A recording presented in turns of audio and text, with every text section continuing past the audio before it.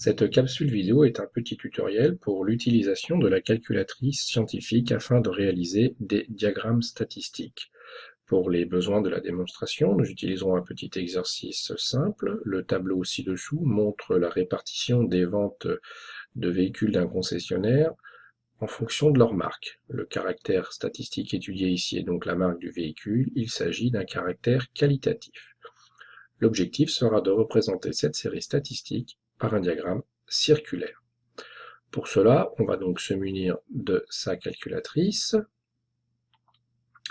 Donc, a priori, si le choix était respecté, il s'agit de la Casio Graph 25 Plus Pro.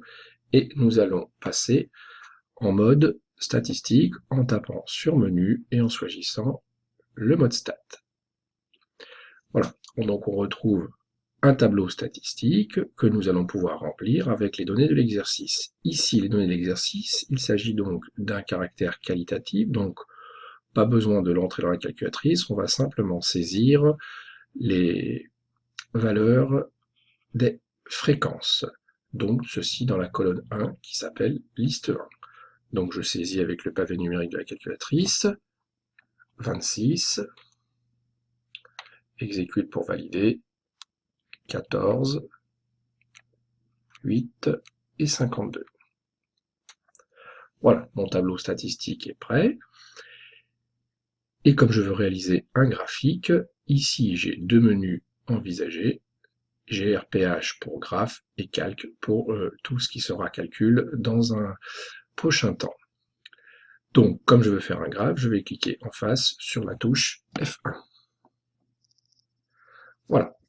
Je retrouve ici trois indications, graphe 1, graphe 2, graphe 3. Votre calculatrice vous permet de réaliser simultanément trois types de graphiques. Aujourd'hui, on va se contenter de 1. Et pour savoir lequel faire, il va falloir paramétrer votre calculatrice et cela se trouve dans le menu 7. Il faut donc taper sur F6. Voilà, c'est ici qu'on va choisir le type de graphique qu'on va réaliser. Ici pour le stade graphe 1, s'il s'agissait de réaliser un autre graphique classé dans graphe 2, on choisirait graphe 2 et ainsi de suite pour graphe 3. Là ici on reste sur graphe 1 et le type de graphique choisi doit être donc un diagramme circulaire.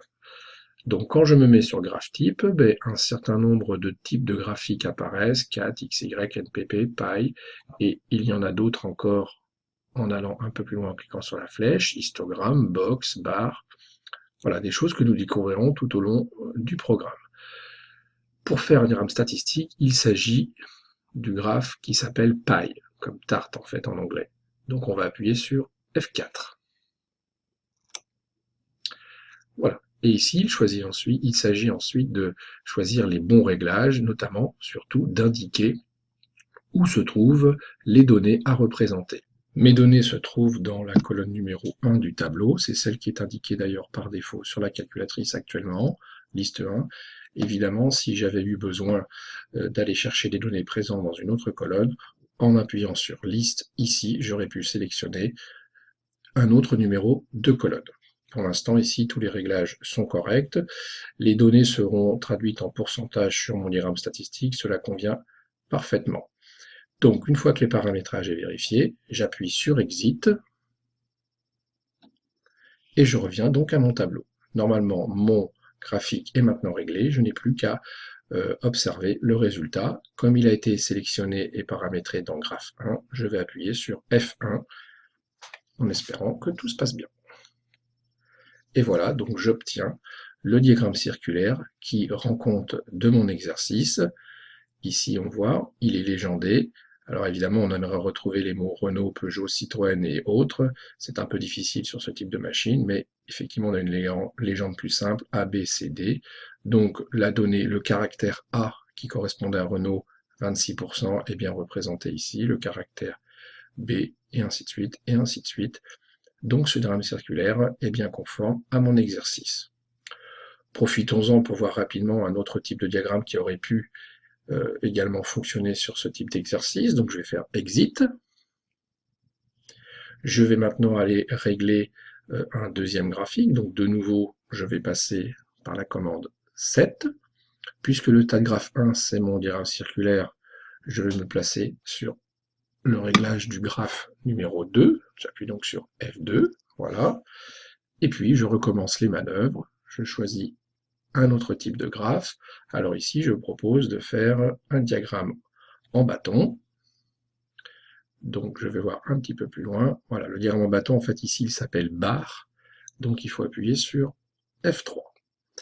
Voilà, et là encore, on me demande de sélectionner les données avec lesquelles faire des bâtons. Alors le menu est un peu plus complexe ici, mais moi, mes données, je n'en ai que dans une seule liste. Alors ici, par défaut, dans la liste 4, c'est pas bon, donc je vais appuyer sur liste et choisir le bon numéro de colonne. Il s'agit de la 1, et je valide en appuyant sur exécute. Voilà, mes réglages sont maintenant corrects. Je reviens au tableau en appuyant sur exit, et pour observer mon diagramme bâton, je vais cette fois appuyer sur F2 puisque les réglages ont été effectués pour graphe 2. Et voilà, mon diagramme bâton, on retrouve le premier bâton donc, qui correspond à Renault pour 26 et le dernier pour les autres voitures qui étaient à 52. Donc le plus haut, c'est tout à fait normal. Voilà une première approche pour réaliser des diagrammes statistiques assez simplement avec votre calculatrice graphique.